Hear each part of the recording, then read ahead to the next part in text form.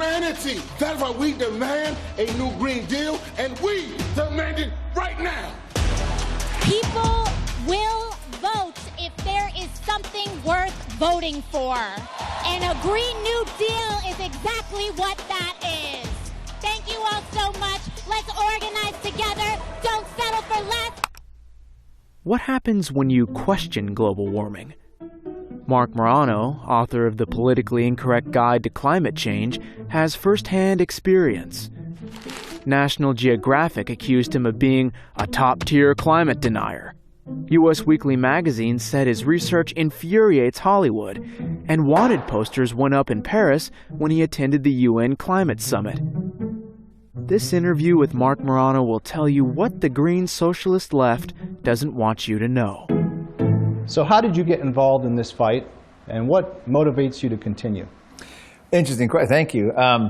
I got involved because I was always sort of a conservative Republican, except when it came to environmental issues. I was essentially indoctrinated as a kid, and I'm talking from like age 12 through maybe 22, on environmental issues. I didn't like President Reagan's Interior Secretary because he was putting in roads in the forests, and he was harming the trees, and I was always worried about species extinction. I was worried about the Amazon rainforest. Bought it hook, line, and sinker. But what happened was, reading the works of Dixie Lee Ray, the former nuclear physicist, and actually specifically on the Amazon, she is saying it's the least endangered forest, that the trees regenerate.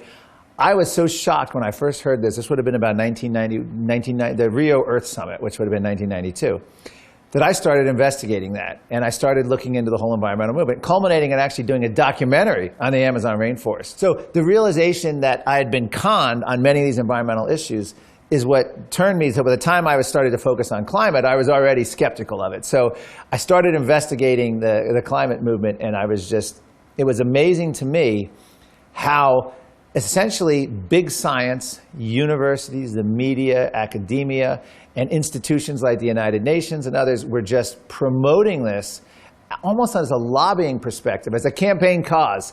And when I started talking to scientists and interviewing scientists, it quickly essentially became my focus of work as an investigative journalist, and then later working in the United States Senate.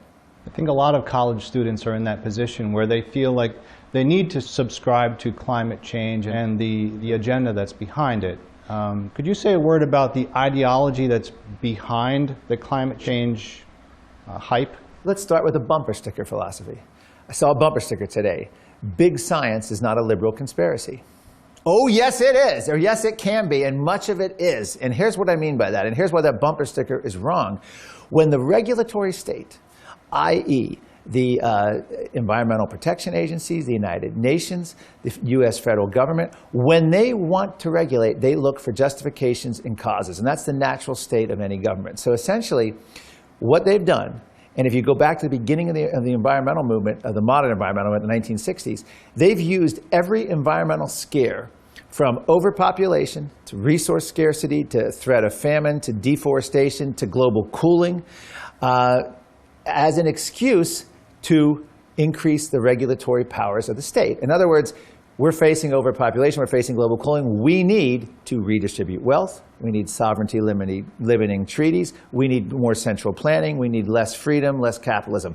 I actually point that out in my book. So the motivating factor between climate change and what's going on today is global warming is merely the latest environmental scare with the exact same solutions going back 50 years. In other words, it doesn't really matter what the science of global warming. They actually have quotes. Their main figures say that. The EU climate commissioner said, even if we're wrong on the science, we're doing the right thing by policy. What is that policy? The UN climate chief explicitly stated, and I interviewed her on this, we seek a centralized transformation that will make life on planet Earth very different for everyone. That's the UN climate chief's explicit goal. Her assistant, a guy named Edenhofer, actually said, we will redistribute wealth by climate policy. This is not even about environmental policy anymore. They're openly talking about it. They talk about global governance. They talk about CO2 budgets for every man, woman, and child on the planet. This is their goal, and global warming is merely the latest scare. You can go back, and I do go back in the book. Global cooling had the exact same solutions. It's always the intervention and increasing the power of the regulatory state. That is why we're hearing about global warming. We're not hearing about global warming because of temperature or storms or polar bears. It's because they're seeking a justification. They don't want to argue on the merits their policies. In other words, the Green New Deal, they just admitted, AOC's chief of staff said this was never about the climate. This was a increase the government kind of thing, a change the whole economy type of thing. Her former chief of staff, campaign manager, actually said a similar thing, that this was actually not about the climate. They're openly admitting that. They don't want to argue their points on the merit instead, so they use subterfuge. We only have 12 years left. We're facing a climate emergency as cities and colleges are now comically declaring that across the world. So they don't have to deal with that. That's how global warming becomes part of the agenda tool for the regulatory state. Now, in practical terms, if we followed all the demands of the environmental movement, what impact would that have on the lives of everyday Americans? First, let me answer your question by saying, assuming we actually faced a climate emergency, we would all be doomed if we had to rely on the EPA and the United Nations or the Green New Deal to save us. Now, before we even talk about the economic and social and development impacts, it's very simple. Even if every country promised what they did in the UN Paris Climate Agreement that everyone hailed as saving the Earth, John Kerry signed with his 2-year-old granddaughter on his lap because he was signing for the future, saving the planet, it would delay the temperature. Assuming you believe the UN science, which you should not in any way, shape, or form believe, it would delay the temperature by a few months, the temperature 100 years from now by a few months. It would not be detectable on any measure, even if they were right on the science and everyone complied. In other words, it's completely scientifically meaningless. Green New Deal, same thing. Using the EPA's own models, it would have no impact on the climate. Zero. Wouldn't even impact global emissions, let alone the possibility of temperature or storm. So we start out by saying these are all symbolism, and they will admit that there's nothing they're proposing which would have any impact. In fact, one of the quotes I have is an Ivy League scientist who says, the policies prescribed, no policies proposed as of yet would have any impact on the climate if, in fact, the climate was controlled by CO2. It's all window dressing. Having said that, they will have huge impacts. The UN Paris Agreement, most expensive treaty in world history. The Green New Deal estimates up to 93 or $4 trillion, hammering families with unnecessary energy costs. We have gas tax proposals, 50 cents a gallon. Would you rather have bad storms or pay 50 cents a gallon? I'm sorry. So if we all agree to pay 50 cents a gallon, we're going to get less hurricanes and tornadoes and floods and droughts? What era are we living in? They're essentially saying your SUV controls the weather the same as your car controls it. So it's a way to transform the economy, massive wealth redistribution, massive central planning, with literally bean counters affecting every aspect of your life. And I say that because the UN chief has actually said we need to treat meat eaters the same way we treat smokers and relegate them to a section of a restaurant or outside or ban it completely. We need to stop gas-powered cars, ban that, make them all electric, despite the fact that electric uses all sorts of rare earth minerals that you need massive amounts of fossil fuels to get, and battery technology, and they're no more earth-friendly. We need to affect our diet, agriculture. They're going after cows. They're going after your appliances, Energy Star, Department of Energy, every aspect of your life. Your washing machines, your dishwashers, less efficient, more efficient, but less powerful than they were 15 years ago. Low-end appliances 15 years ago outperform high-end ones today because the government is slowly choking the life out of everything and making them less and less powerful, all in the name of saving the planet.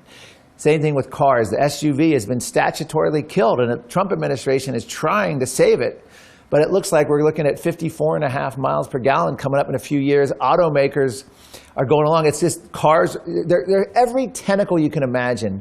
They're reaching into our life. There's talks about controlling thermostats, CO2 budgets, carbon ration cards from your employers have been proposed in Europe, where your employer monitors your train, airline, home energy use. So it's just it's a level of control we've never even contemplated. That's the future of this regulation, and it's all in the name of saving the planet, going green. Also deals with population issues. Al Gore actually said Africa will have more than China and India combined in the next century. later this century, by 2050. And he said, we need ubiquitous fertility management to fight it. This is a white, wealthy Western politician suggesting that there's going to be too many Africans in 50 to 100 years from now, and we need to do something about it. And this is what we're facing. This is, as Patrick Moore, the co-founder of Greenpeace, who turned against the organization, said, the modern environmental movement is the most anti-human movement today on Earth. And I interviewed Václav Klaus, the former Czech president of the Czech Republic, former Czechoslovakia. And he said, having grown up under communism, the greatest threat we face today is what he calls ambitious environmentalism. And he directly compares the whole quest, the whole way that Lysenkoism, the whole way the Soviet system did it with all the science that had to support the policies, and you couldn't dissent, and you had to go along, and dissenters would be jailed. All that's happening today. We have a U.S. senator calling for RICO statutes against climate skeptics. We have Bill Nye, the science guy, supporting it, open to the idea of jailing skeptics for affecting his quality of life. This is what the state of where we are right now, and this is what college kids, this is what children are being taught, that there's no dissent, that we must do this, that the Earth's in great peril, when the opposite is true. I mean, the Earth, there's absolutely nothing unusual going on with the climate, and I'd be happy to talk about that as well. I heard that even showers are going to be restricted. Yes, there's a whole movement. Actually, Al Gore's was his Live Earth concerts. He was handing out brochures about taking baths together, saving the bathwater, riding your bike to work. Al Gore, meanwhile, all these celebrities up there living outrageous lifestyles of massive carbon footprints. We see this every day, whether it's Al Gore or Leonardo DiCaprio. But at the same time, they're talking about severe restrictions on people's life, and it's not just affecting showers, but we're talking about your transportation, your home energy use. We're talking about in fact, Nancy Pelosi went to China in 2009 and said, we need a complete inventory on every aspect of our lives in order to fight global warming. The Japanese government actually said we need to go to bed an hour earlier in order to fight global warming. The theory being at night, you have a high-def TV on, you're using more power, and that if you sleep more at night and you're only awake during the day, you'll use less energy. This is where we're coming because there's a climate emergency, don't you know? And so they have the justification to regulate it. And sadly, Republicans, even the Trump administration, no one is articulating any case against it. In fact, our whole flaw, the reason I sometimes lose optimism about this battle, you have one side saying all scientists agree, which is completely bogus. In fact, I have a whole chapter on that in my book. In fact, it's called Pulled from Thin Air, 97% consensus. But you have one side saying all scientists agree, we face a climate emergency, we only have 10, 12 years, 100 months, whatever the 4 years, whatever moment they come up with. And the other side says, well, it costs too much. Well, we can't really do that. Well, I'm not going to touch the science. Well, that's a lot of money. Well, and then we'll do the Green New Deal light. We have a whole contingent of Mitt Romney and other Republicans in the House coming up with a new Green Deal light. Like, well, we can't go that far, but we have to do something. This is the crisis. So what ends up happening is you have one side who never gets refuted officially. And what I mean by officially is, you can have a lot of scientists, you can have a lot of people, but no one in position of government power, other than President Donald Trump himself, is the only one, no cabinet members, will actually speak up on the premise, the scientific premise, and the garbage that comes out of the United Nations and the National Climate Assessment. What does the public hear? The public hears no dissent. They hear the media, they hear academia, they hear the United Nations, and they hear all these other people afraid to speak as though it's all true. So in a very important way, Trump administration is doing damage to the public perception on climate change, because if the most skeptical administration in history of Washington on climate can't push back on the science must be solid. That's what's so sad about this. They've been intimidated.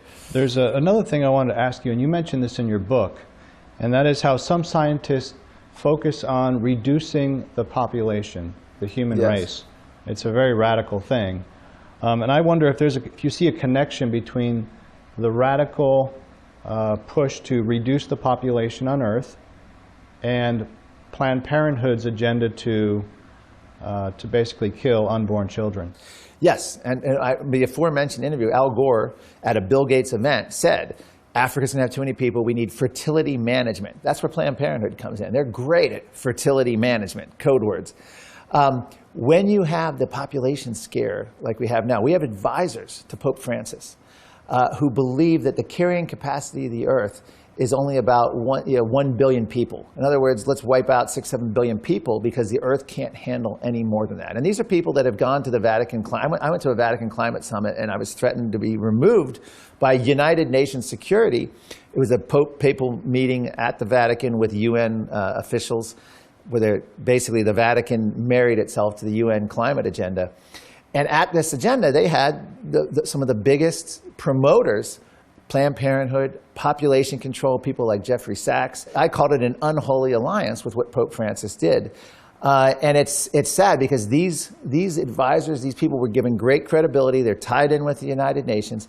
This is behind the agenda. When you look at the developing world, one of their goals is to limit their population. These poor countries where people are using animal plows for agriculture, they're doing it right because they're farming and they're cultivating the earth. Meanwhile, they're living in huts of dung. They're breathing in all the soot and horrible air quality from that. They're polluting their rivers with feces. They have no infrastructure. They have no sewage, modern sanitation, no hospitals, no modern dentistry, high infant mortality.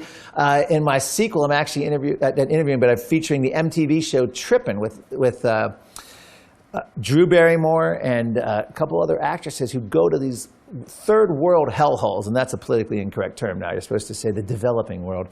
And they praise these countries for being earth-friendly and for not having development. Well, I did an analysis and showed that the highest infant mortality rates were in the countries they were promoting. This is their agenda. They actually believe that keeping people at a subsistence level is moral, and it's a great way to go forward. And that's what the policies are designed to do. President Obama, one of his legacies was preventing modern energy, coal plants being built in Africa, which would have brought running water, electricity to over 1 billion people throughout the world. When they don't seem to be progressing in one avenue, they just reinvent themselves. Is that why the term global warming became climate change? Yes. In fact, that only reinvented themselves. We have people like Steven Snyder, who in the 1970s were featured in documentaries in search of Leonard Nimoy, warning of global cooling. They flipped sides within 10 years. You could find, I actually was tracing the evolution. Some of the same scientists at NASA, they'd flip sides, go from global warming alarmist, global cooling alarmist, to a global warming alarmist. But absolutely, they use whatever they think will work. And one of the things, the key switch, when you mentioned the climate change, I was at a UN summit in Bali, and it was a John McCain aid. Now, this was 2007. John McCain was co-sponsoring climate bills at the time. His top aide told me that they were going to start blaming weather events on climate. And I was laughing at him, saying, no one's going to buy that. That's absurd. The Earth, there's no way you're going to be able to link storms. There's no trend. Turns out that's what they did. It used to be global warming. In fact, Al Gore's first film was all about global warming, and then it switches to climate change. And that word, I remember even when I was in the Senate back in 2006 and 2007, when they were using the word global warming, environmentalists were mad that they were still using that word, and the switchover was going to climate change because they wanted something broader. Because at that point, we had an almost 20-year no change in temperature. So it was hard to claim global warming when the temperature wasn't going up every year.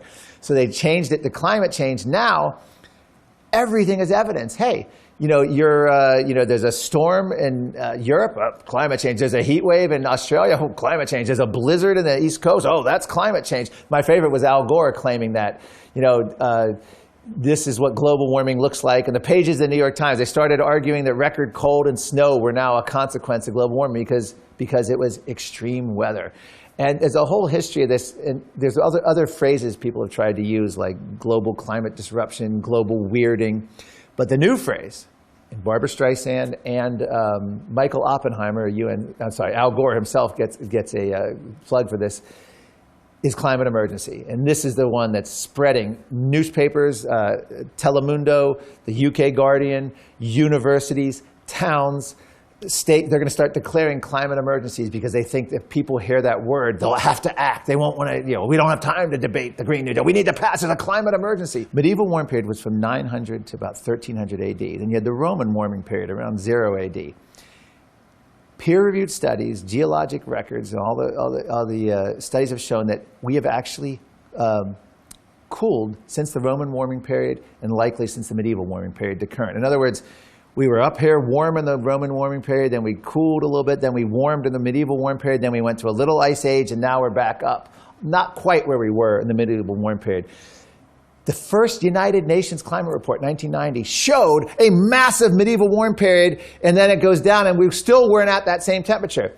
That was untenable. So what happened? We actually had the scientists testify in the United States Senate. He got a call from a colleague who said, we have to get rid of the medieval warm period. These were UN-affiliated academic scientists. Guess what? By year 2000, they got rid of the medieval warm period. They erased it. They went back and they said, we've looked at everything and it no longer existed. They showed a flat line and then the 20th century, a big hockey stick. That's what they did. And then I have a whole chapter devoted into my book on the con that was erasing the past. But they've done it before. Climate skeptics made hay out of the almost 20-year pause in global warming. What does the federal government do? NOAA scientists, tired of this. They're sick of it. They have satellite data, the temperature's not going up. They're frustrated. They're angry. It's ruining. Right before the UN Paris Agreement in November 2015, NOAA, federal agency, scientist comes out. They called it the Pause Buster Study. They said, you know what? We've redone the numbers. We've looked at the past. We did it wrong. And here's the new data. There was no global warming pause. They erased it. They said they have new numbers, new figures. This would be like a company losing money, getting investigations, sued by investors, and the company says, well, we hired a new accountant, and guess what? We made record profits. All those old people saying we lost money, not true. That's what they did. And so this study comes out, erases the past. The climate pause was gone, no longer existed. This was compared to George Orwell, 1984 tactics. It didn't matter. Obama went to the UN Paris Agreement with the big news that his own federal agency, there's now no pause in global warming continues to accelerate. This will silence the skeptics, blah, blah, blah. This is what they do. And not only have they done it there, but they've done repeatedly that it's all malleable. They can change what they need to. And go back to the bumper sticker. Science is not a liberal conspiracy. Oh, yes, it can be. Does this tie into the climate gate? The fudging the numbers or just doing away with evidence that's clear-cut? Can you say a word about the climate gate? The climate gate scandal was in November of 2009. It broke right before the Copenhagen. This was the other effort to save the planet. And luckily that got derailed, but we had to wait till the Paris. That was 7 years later to save us. The climate gate scandal, in a nutshell, was essentially the top upper echelon of the United Nations scientists being caught red-handed, threatening journal editors, threatening their fellow scientists, colluding to craft a single narrative on global warming as a campaign cause. In other words, they openly talked about, well, we can't include that scientist because he did this. We went to the solar conference and they're not buying the CO2, so let's exclude them. And this journal published this. Let's talk to that editor. He's never going to publish again if he does that again. All of this was revealed, but hey, doesn't matter. All these investigations. The global warming industry investigated themselves, and guess what? They found nothing to see. Everyone was exonerated. So skeptics had nothing. Did a whole chapter in my book. I leave it to the reader to see the actual quotes of top UN scientists openly talking about things like with 2 degrees Celsius. We have to keep the planet within 2 degrees Celsius. This is an important goal. Well, gee, the ClimateGate emails revealed that was pulled from thin air. Literally a quote from the top UN scientists. It meant nothing. It's a political goal, has no scientific merit. And I publish all this, but you'll still see the media and other people refer to it as, in order to keep global warming below 2 degrees Celsius. And they'll sit there and talk about it like it's a real thing. We know it's not from ClimateGate. We also know that top scientists from the United Nations, I say top meaning high level, not top in terms of scientific ability, we're openly trying to avoid Freedom of Information Act requests, sending out emails to delete this, delete that. We can't let anyone find this. I mean, it was running a campaign. They could not let the narrative be caught at all. But again, the global warming industry investigated. In fact, my favorite investigation into ClimateGate was at Penn State University. They investigated their own Michael Mann. And they basically said he's a great fundraiser. He's well respected in the media, so we cannot find anything wrong here. I mean, people said it was actually, you couldn't parody a more absurd investigation that they did into Michael Mann. But all they needed was that rubber stamp. But the Associated Press, everyone ran with it. The global warming industry has been cleared. There's nothing here to see. ClimateGate was much ado about nothing. And that's how we move on. Have you ever been bullied or received death threats? Yes, I've received multiple letters to my home saying, we know where you live. Here's the extreme weather. It won't be hard to find you, when people realize what you've done as a climate denier. sent to my home address. I got when I was with the United States Senate Environment and Public Works, I got letters that had to be investigated by the Senate Sergeant of Arms because they were threatening. I've also gotten many email threats, which I usually try to post and publish, but many threats are people threatening to come up and fight me, people threatening, saying that they want me to see all my children die. These are just routine emails. I collect them all and I post them all, uncensored, with liberal use of F words and all the curse words that people throw at me. So not only you, but your children. Yes, they're saying they threatened your children. They said they want me to see them all die. It is their greatest hope that I witness their death. That's the kind of stuff you get. But aside from that, which are just words so far, you have actual scientists, and I profile them in the book, of just their careers, essentially. It's unbelievable. We have a lady named Joanne Simpson, first woman PhD meteorologist. This woman retired from NASA after some 50-year career. And she said, after her retirement, now that I'm retired, I can finally say it. I'm a skeptic. This is the first woman PhD meteorologist. Imagine all she had to overcome as a woman, getting the first PhD. All of that, she still couldn't speak out about her skepticism while she had to wait till she retired. That's how strong this is. And I go through and I show the scientists who've had their, state climatologists who've come out skeptical, had their titles stripped, ripped out, fired by the governors, by their universities. Scientists who've had, basically said, you toe the line or you're going to be silenced.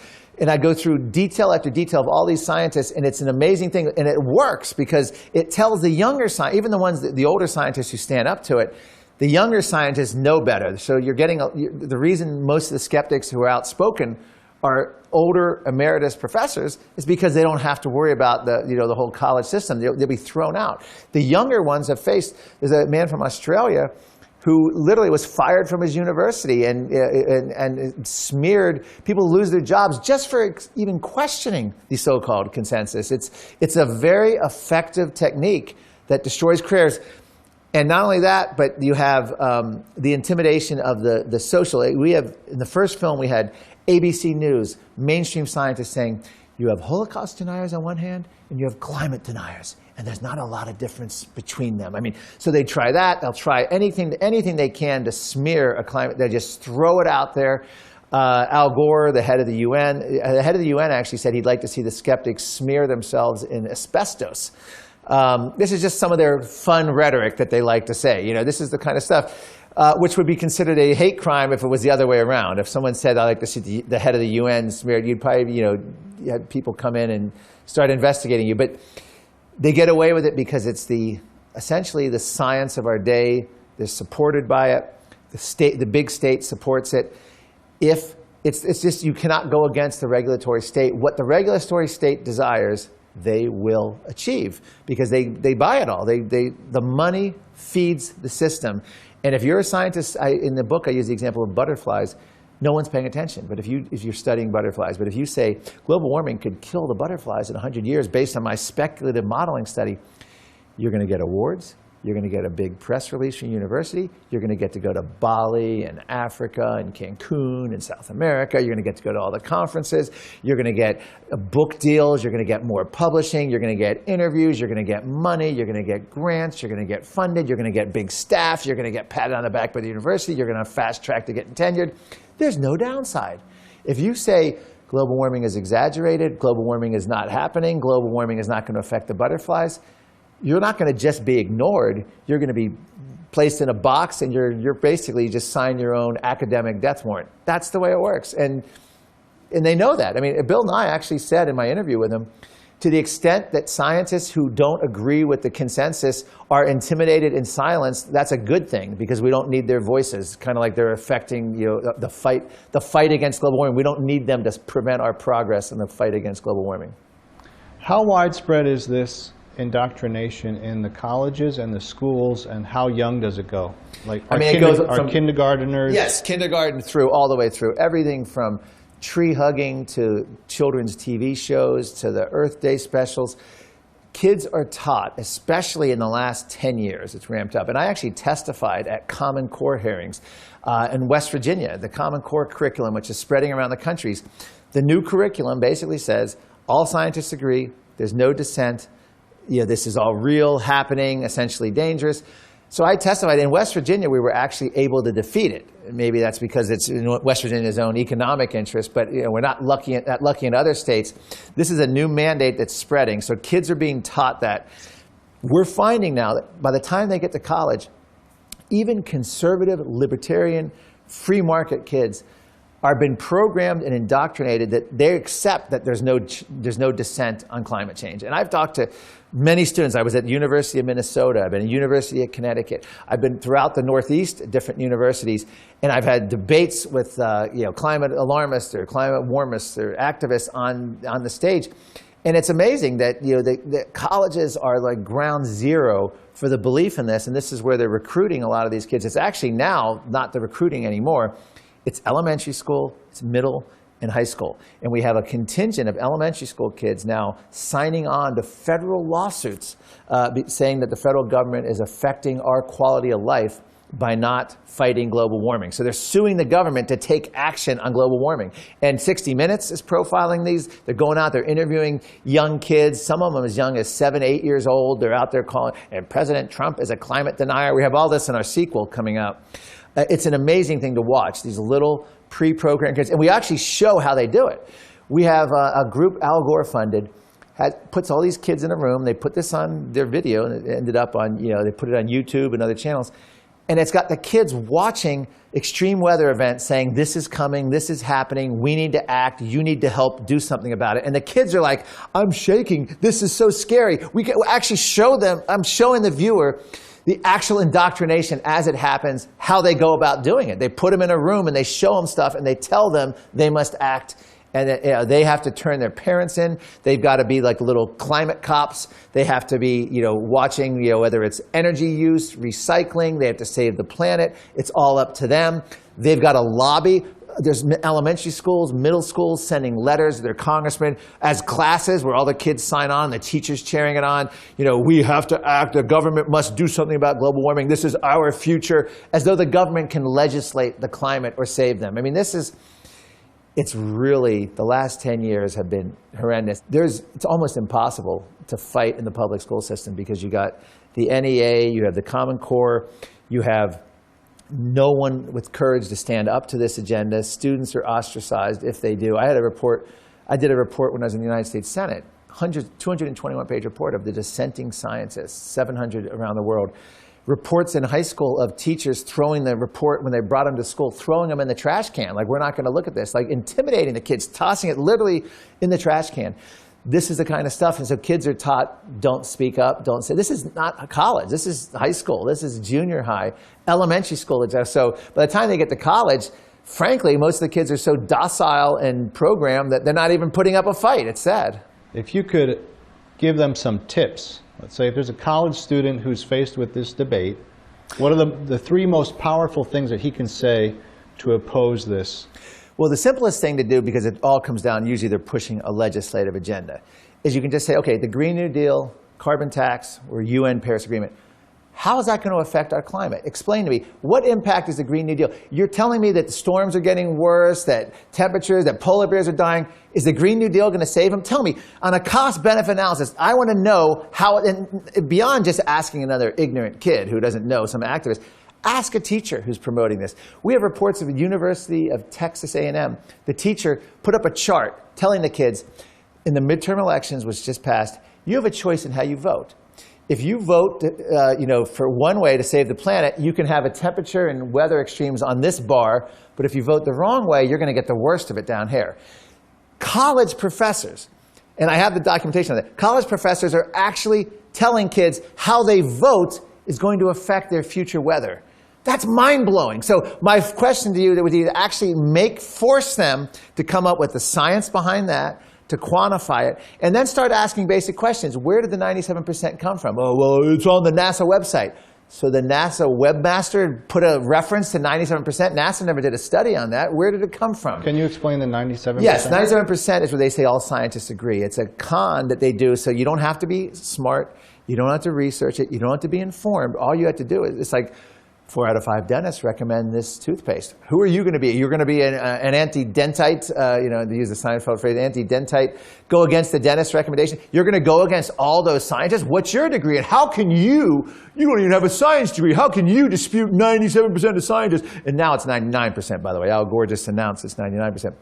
Turns out that was based first on a survey of 77 anonymous scientists. We don't know their names. We don't know their affiliation. We don't know who they are. All we know is that it was 77 scientists. They whittled down from like over 10,000, and of those, allegedly 97% of the 77 scientists agree that global warming is real and man influences the climate. But the media turns that into global warming is real, we must act, it's dangerous, it's an emergency, we need the Green New Deal and the climate. Other studies have been equally absurd on this. They'll say 97% of scientists agree, and there's nothing of papers agree, and that we actually had an analysis of that. It's a fraction of 1% that they're claiming. They basically said they assumed any paper on climate sciences accepted the consensus on this. But we had one scientist testify before Congress that it was pulled from thin air. Nothing in the paper actually supported the 97% claims. This is how they do it. It's repeated over and over again to beat everyone into intimidation and silence. That's one of the key talking points that people need to realize. And the other thing is there's nothing unusual. I mean, even the United Nations, even the other federal reports, tornadoes, hurricanes, floods, droughts, all that you hear about, even heat waves. Not only is there no trend, there's usually declining trends on climate timescales. The 1930s reigned supreme for high temperature records in the United States by far. Even Obama's EPA website even showed that.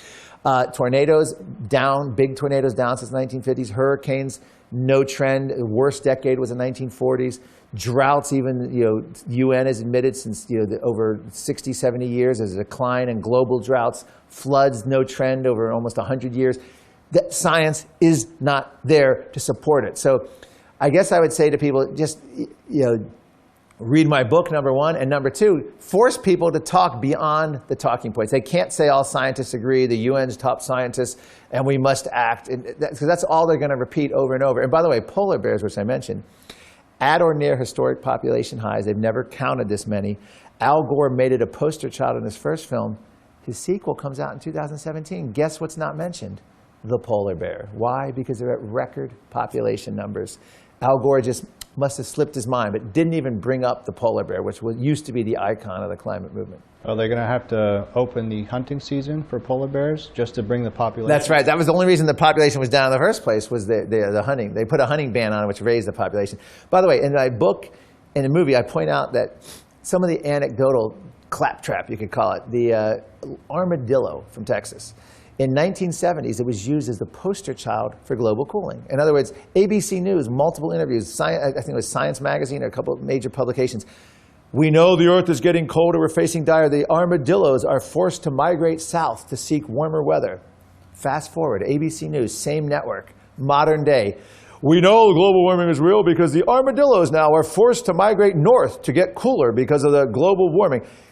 It's the only animal that I could find in all my extensive research that was both a mascot for global cooling in the 1970s and a mascot for global warming currently, is the lowly armadillo. My favorite quote to sum this up, the whole climate debate, is there are literally hundreds of factors that influence the climate. Carbon dioxide is not the control knob. The idea that humans can tweak one variable among hundreds of factors, from tilt of the Earth's axis to water vapor to methane to clouds to volcanoes to ocean cycles, etc. One selected factor, the human contribution to CO2, which is microscopic of the whole CO2, natural CO2, and think we can come out and control the climate with that, the scientists called it scientific nonsense. And that's the bottom line. Even if we face this catastrophe, actually look at what they're proposing. Because here's what I would end with, or sum up with. If we face a climate catastrophe, you would not want to centrally plan. You would not want to empower the United Nations. You would not want to stifle technology. You would not want government picking winners and losers in energy technologies. You would want to unleash the free market system. The day someone could walk into Walmart and buy, alternative energy, if you could go in and buy not a windmill, but a solar panel, put it on your roof, get off the grid, that's the day you don't have to worry about any fossil fuel debate or anything going on. But you'd want people to be wealthier, more prosperous, technological advancements, and none of that is what they're proposing. The Green New Deal is all about masterminding everything in central planning. And that's what's frightening, is that if we actually faced it, their solutions would be the exact wrong way to go. Thank God we don't face it. But if we did, not only would they have no impact on the climate, but it would take us down a completely dark, anti-human road of crushing development, seniors, poor people, fixed income, paying much more percentage of their income for energy to do absolutely nothing for the climate. I was wondering, how do the poor end up? The climate change activists, what are they doing to really help the poor? If they cared about the poor, what would they do differently? Okay, this is where it gets really sick. Bernie Sanders, I was in the United States Senate, I was a staffer on the Environment and Public Works Committee. He was proposing the climate cap and trade climate bill back in 2007-8, along with McCain and others, and they were all asking for climate action. Well, they knew it was going to raise energy costs. So what does Bernie Sanders want to do? Yeah, it's going to raise energy costs on the poor, so that's okay. We have something they called LIHEAP, which was a federal bill which would then have subsidized the poor who were paying more in energy. So in a way, it was the ultimate government solution. You create, by trying to solve a problem which would have no impact, you create a whole new problem, which then you can create a whole new program with new bureaucratic managers and new redistribution of wealth. So this is how that's one way they were proposing to solve it. In other words, tax everyone and then start siphoning money back as they see fit to whoever is the biggest lobbyist or whoever they determine, start rebating. That's the same with the carbon tax proposals today. They would tax people and they say, oh, don't worry, we're going to rebate the money and it's not going to cost a cent. You're going to get your money back. You're going to pay all this money to the government. It's going to go through, they're going to greenwash it, and it's going to somehow come back to you. Why does it have to go there in the first place then? Oh, but we're doing it anyway. That's what's happening in the United States. Higher energy costs for no gain, people paying a lot more. In the developing world, it's much more sinister. You're basically preventing, keeping people locked in poverty. I interviewed a South African development activist at the South African 2012 Durban, South African UN Climate Summit. And he said that the UN Climate Fund literally is set up in order to keep people poor. In other words, the money goes to the governments best able to keep their countries locked into subsistence poverty. And he said, because they're the ones doing it right. So the UN is giving to governments, basically telling them, don't develop. And then the governments gladly accept the money because they're going to use it to build stadiums, monuments to themselves. They're going to be handing it out, doing all the favors. At the same time, they're going to get patted on the back if they don't develop, because they're living the way they're supposed to. They're living low-carbon lifestyles. So this is what we're up against, is a perverse incentive. The incentive is to not develop. The head of the UN, and I had a chance to ask him about this in Copenhagen in 2009, was Rajendra Pachauri of the IPCC climate panel. He was promoting the use of solar lights on basically huts made of dungs in the developing world, which is fine. You want to give people a solar light so they can have light at night. But it was almost like, we're not going to let you develop. The Earth can't handle. We would need 10 more Earths. We can't do it. But we can give you these little solar lights. Here's, the game shows, when you lose, they'd say, well, we have lovely parting gifts, and you get a box of rice-a-roni. That was the UN's version of rice-a-roni, to hand out to the parting gift, as a parting gift to the losers in this whole climate thing, which is the developing world, where the UN basically says they have to leapfrog. In other words, they can't do what we did to the Earth. We use carbon-based energy and we destroyed the Earth, so there's nothing left for them. They have to leapfrog to solar and wind, which, by the way, is only less than 3% of the U.S. energy and global energy at this point. I mean, 100 years ago, 80% of energy came from carbon-based fuels. Guess what? 100 years later, 2015 or 16 was the latest stat, 80%. Nothing changed in 100 years, but somehow, as Ocasio-Cortez says, in the next 10, 12 years, we've got to phase out fossil fuels. We're going to take 100 years of history and just do it because, by golly, it's going to be a law that says we have to. It sounds to me like there's a religious component to this, because if it's not about science, sound science, and debate based on logic, then why is there so much fervor on this issue? Is there a religious component? There's absolutely. In my sequel coming out, the Climate Hustle 2, we actually have a whole section on the climate religion. We have featured Harrison Ford, the actor, who says, I found in nature a kind of God deep within myself. And this is a guy who's like one of the top UN climate activists, goes to the UN summits. He's passionate. He looks at it and says, climate deniers, we know where you live. He's threatening. He's all over the place. First thing, he's admitted flying up the coast in his private plane for a cheeseburger. So he doesn't walk the walk. He's a total hypocrite. However, we go through the details of where this comes from. At the not Earth Summit, but at the climate march in New York City, they had a whole ecological Earth worship session in Central Park. We actually went. They got very uncomfortable. They didn't want cameras, but we got them filming. They were all there, sort of meditating, praying to the Earth. They consider the Mother Earth as sort of a living, breathing organism, and that they pay fealty to. It's a sort of mysticism, spirituality of the movement. Many Hollywood celebrities. They're at one of the UN Earth Summits, I believe it was in 2002, Earth Summit in Johannesburg, South Africa. They actually brought an Earth Ark. It was like an ark of like environmental, and we actually have video footage of this ark. And they actually looks like the Ark of the Covenant, like that you would envision. And it was all about the environmental sort of 10 Commandments and all the Earth Charter in which they were going to abide by for the Earth. It's got all the trappings of a traditional religion, this whole movement. Al Gore would be considered sort of a papal figure. And you have all the activists out there practicing this sort of spirituality to the Earth. So it's like a new form of paganism. It absolutely is a form. It's worshiping the Earth. It's worshiping the creation, not the creator.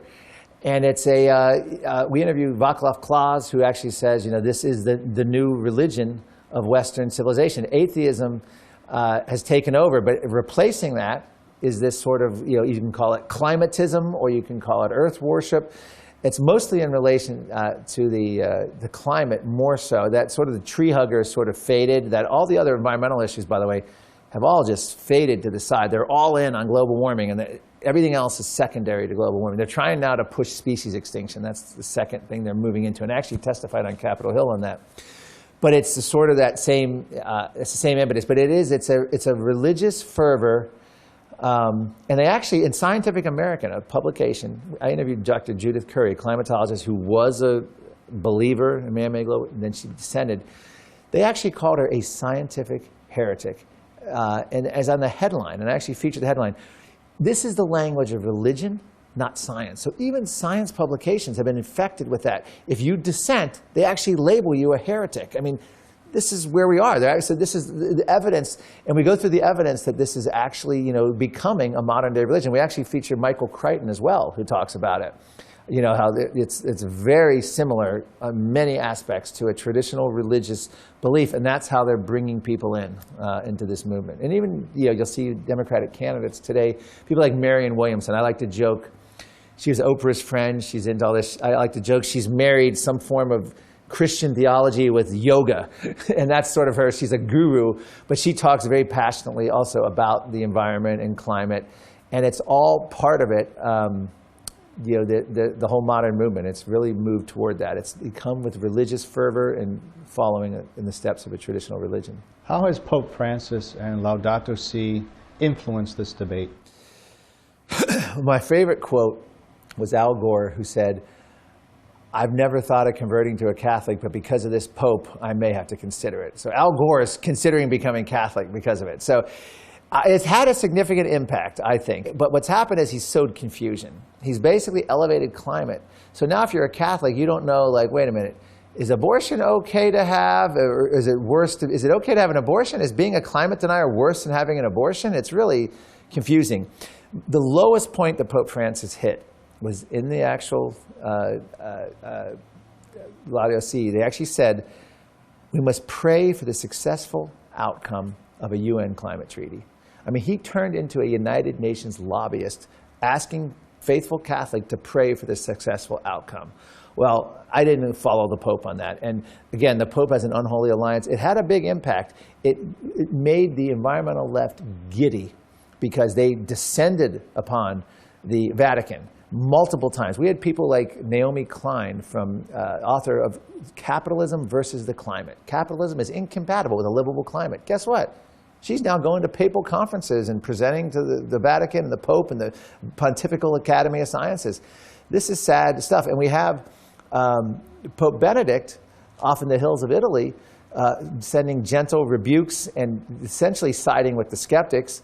We had the loudest voice in the Vatican was Cardinal Pell, who mysteriously got caught up in a scandal and had to leave and facing charges now. Again, that was a lot of people are questioning that. A lot of questions about that. A lot of questions. A very strange allegations and very strange way it was handled. But he was the biggest thorn in France's side, particularly when it came to the climate issue. He actually issued statements right after this Vatican summit, essentially critiquing the Pope. And it wasn't long after that he was essentially silenced.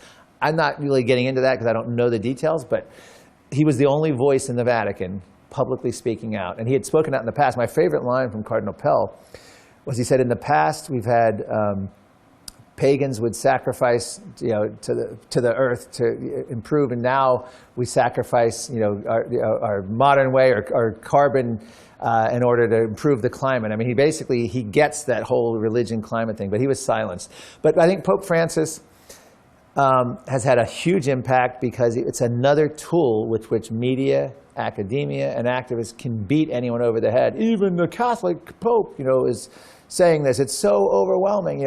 The idea is just to get every sector of society, and they own it now, and have no pushback, and they own that. I mean, other than blogs, retired scientists, there's no official pushback. The Trump administration is not pushing back. That's the most devastating thing that's happened here in this whole thing. No one is pushing back on the science, and it tells people across the world in America that maybe there's something to this science. Maybe they're all right. Maybe the UN and Al Gore are right because no one's pushing against it officially. And that's what's so sad about this. If you could talk about the connection between socialism and climate change. Sure. The modern environmental movement in the 1960s was sort of during the time of sort of the cultural Marxism and the whole hippie rebellion, anti-war protests against the man. And it started at the beginning. Overpopulation in the 1960s, the solution was, and I put in the congressional testimony of people like John Holdren and Paul Ehrlich talking about wealth redistribution, central planning. We have John Holdren saying one of the biggest problems we face is too much energy too soon. He laments that an American can get in his car and drive and buy a six-pack of beer and how that's just so horrific to the earth. You can see the central planning mindset in the 1970s through the environmental movement, which is directly talking essentially about socialism. They're talking about masterminding every aspect of human activity. And this wasn't even global warming. These were other scares that came and then faded and disappeared. So global warming comes along. And first of all, the head of the UN climate panel was she was a socialist herself, Cristina Figueres. Another top UN officials come from Socialist International. And they all openly talk about that centralized planning.